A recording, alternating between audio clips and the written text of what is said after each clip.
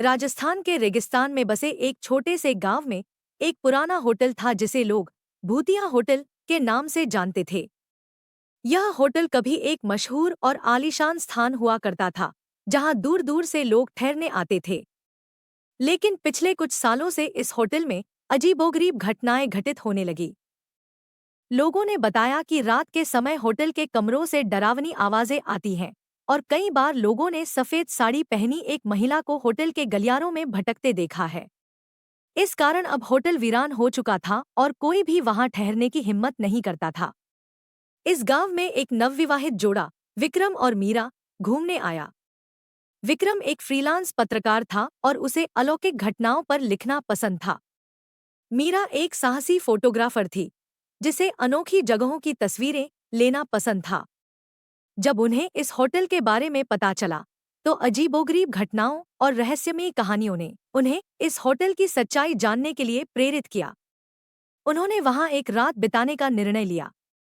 गांव के लोगों ने उन्हें इस होटल में रात बिताने से मना किया, लेकिन विक्रम और मीरा ने उनकी चेतावनियों को नजरअंदाज कर दिया और होटल की ओर बढ़ गए। होटल के बाहर का दृश्य बहुत ही डरावना था। हवाओं के झोंके से दरवाजे की चूलें चरमराने लगी और खिड़कियां धड़ाम धड़ाम करने लगी।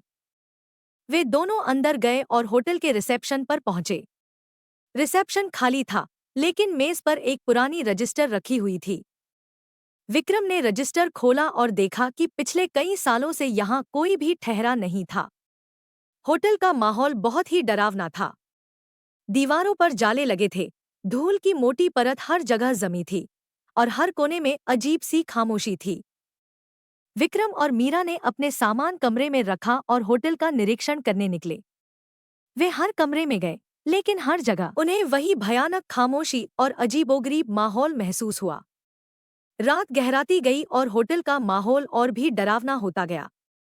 अचानक विक्रम और मीरा को एक कमरे से चीखने की आवाजें सुनाई दी। वे तुरंत उस कमरे की ओर दौड़े और देखा कि दरवाजा बंद था। विक्रम ने दरवाजा खोला और अंदर का दृश्य देखकर दोनों स्तब्ध रह गए। कमरे के बीचों बीच एक सफेद साड़ी पहनी महिला खड़ी थी, जिसका चेहरा डर से भरा हुआ था। उसने विक्रम और मीरा की ओर देखा और कहा, कृपया मेरी मदद करो। विक्रम ने हिम्मत जुटाकर पूछा, आप कौन हैं और यहाँ क्या कर रही हैं? महिला ने बताया कि उसका नाम नीलम है और वह इस होटल की प्रबंधक थी। कुछ साल पहले इस होटल में एक बड़ा हादसा हुआ था।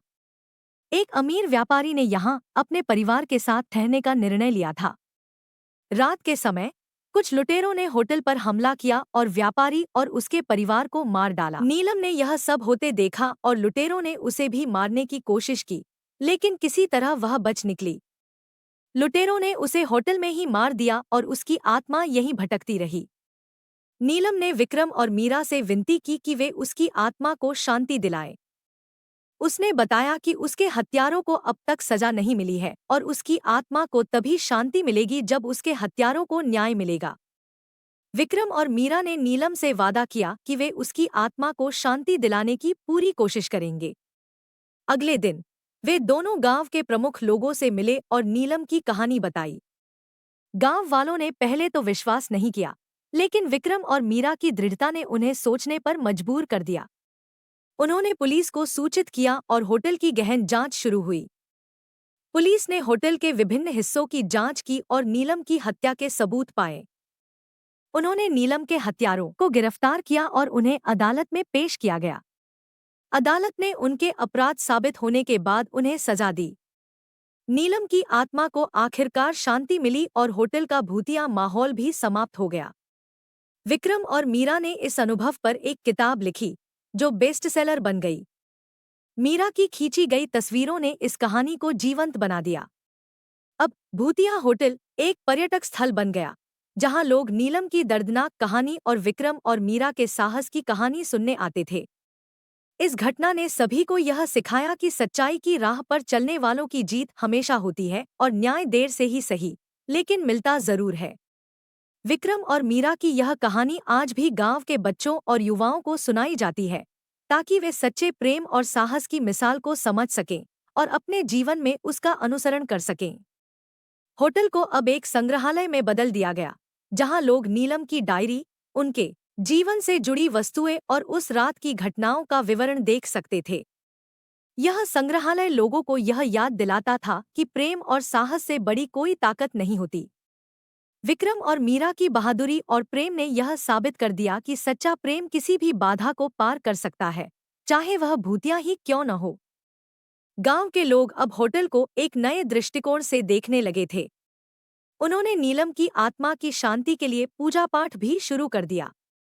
होटल की भूतिया कहानियां अब साहस और न्याय की प्रेरक कहानियों में बदल गई थी। विक्रम और मीरा ने भी इस घटना से बहुत कुछ सीखा। उनकी दोस्ती और प्रेम और भी गहरा हो गया था। उन्होंने नीलम की आत्मा को न्याय दिलाने के बाद अपने जीवन को और भी सार्थक बनाने का निर्णय लिया। इस तरह भूतिया होटल का रहस्य सुलझ गया और नीलम की आत्मा को शांति मिल गई। विक्रम और मीरा की इस साहसिक यात्रा ने उन्हें न केवल एक रोमांचक कहानी दी, बल्कि एक नए दृष्टिकोण और जीवन के प्रति एक नई समझ भी दी। अब यह होटल एक प्रेरणा का स्रोत बन चुकी थी, जहां हर साल हजारों लोग आते थे और नीलम की कहानी से प्रेरणा लेते थे।